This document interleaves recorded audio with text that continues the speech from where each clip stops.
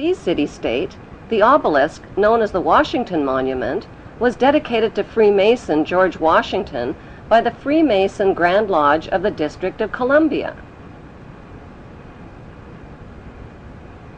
The secretive Brotherhood of Freemasons laid the Washington obelisk's cornerstone in 1848 and contributed 22 Masonic memorial stones. 250 Masonic lodges financed the Washington Monument obelisk, including the Knights Templar Masonic Order. At the heart of London city-state is a 187-ton, 69-foot-tall Egyptian obelisk called Cleopatra's Needle. It was transported from Egypt and erected on the banks of the River Thames. In Vatican City, another Egyptian obelisk towers high above St. Peter's Square.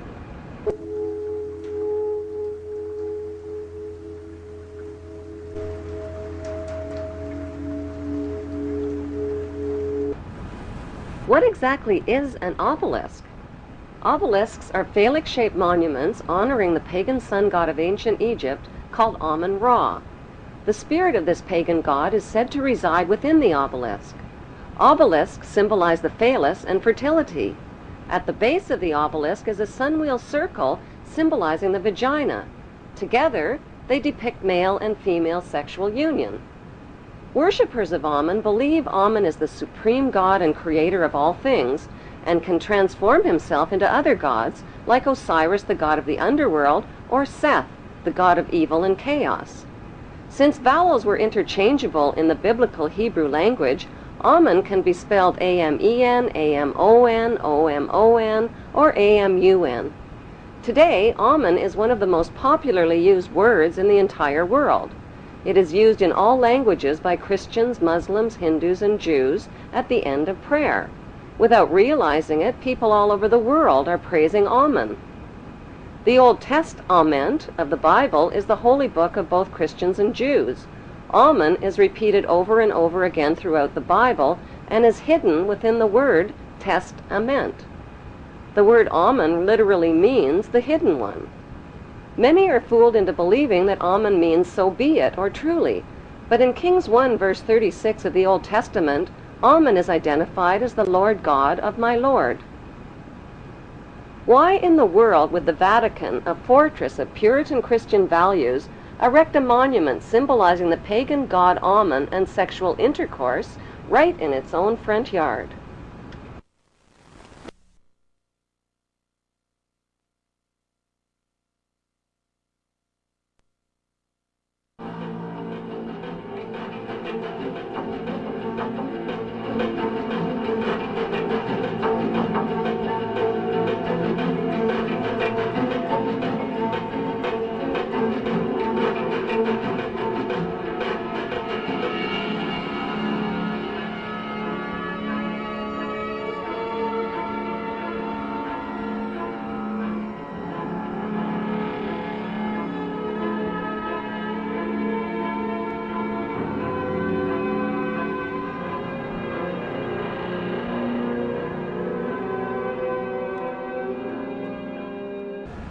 Bloodshed between the Israeli Jews and the Palestinian Muslims is routinely reported by the Western news media.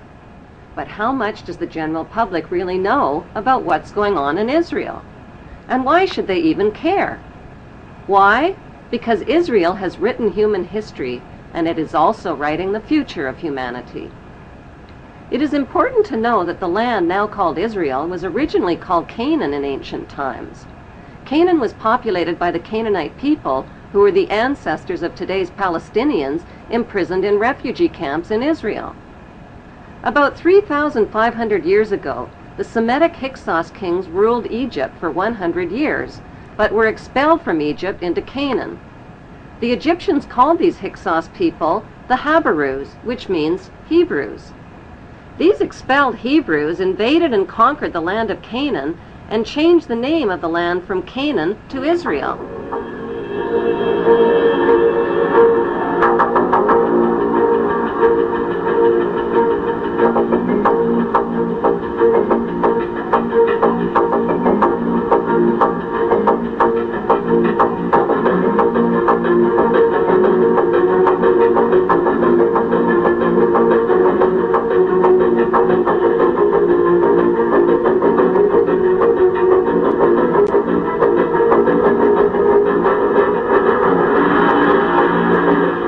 435 AD, the name was once again changed to Palestine after the Romans conquered the land. As recently as 1948, the name was officially changed back to Israel again by the Hebrew Zionists, who slaughtered and drove the Palestinian people from their homes, land, and villages after World War II.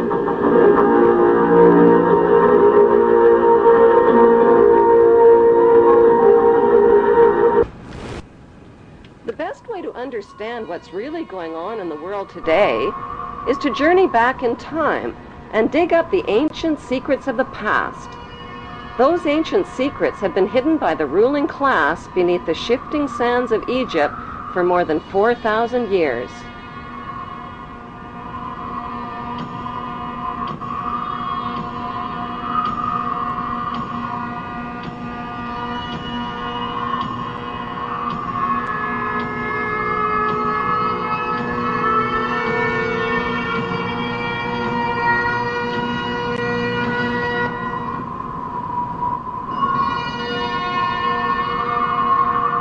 Historian travel guides like Josephus, Herodotus, and Manetho, as well as writers like David Rohl, Ralph Ellis, and Niels Peter Lemke, provide flashlights into the past.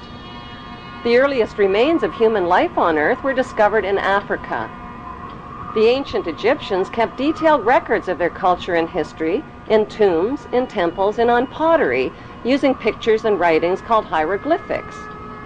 Archaeology experts have found absolutely no evidence whatsoever that Hebrew Jews lived as slaves in Egypt or of their exodus from Egypt. The plain truth is that Moses didn't lead Hebrew slaves out of Egypt any more than Charlton Heston did. So who was that bearded man with a magical staff named Moses?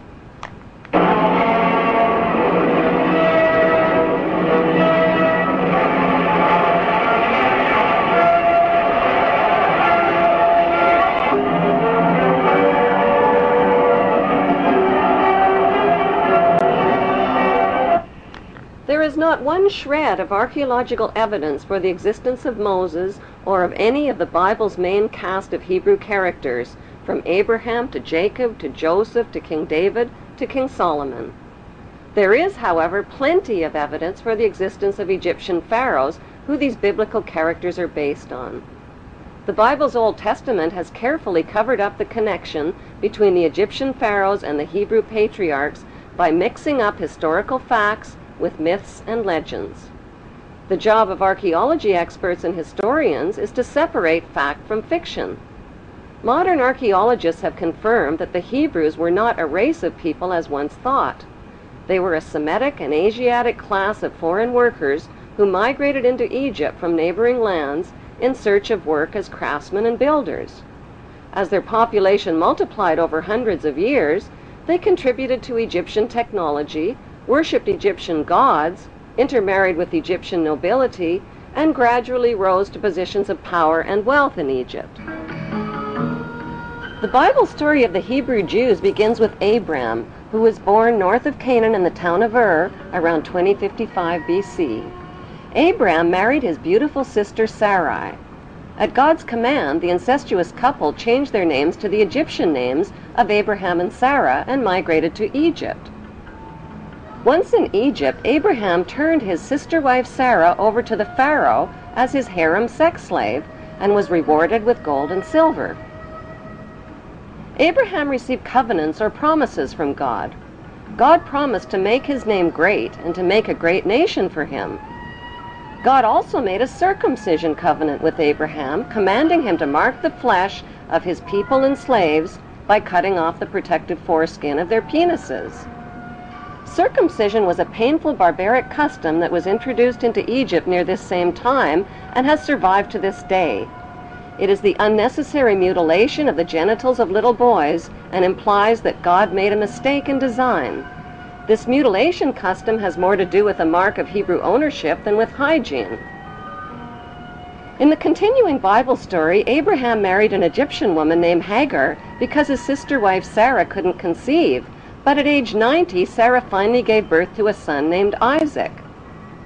Following God's order to sacrifice his son, Abraham hog-tied Isaac and picked up a knife to kill him. Just as Abraham was about to plunge the knife into Isaac, he learned God was only kidding.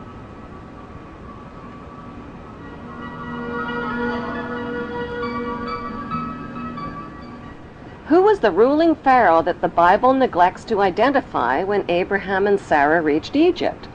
His name was Amenemhet I, and he ruled Egypt from 1991 BC to 1962 BC. The name Amenemhet means Amen is the head. Besides Pharaoh Amenemhet and biblical Abraham living in the same place at the same time,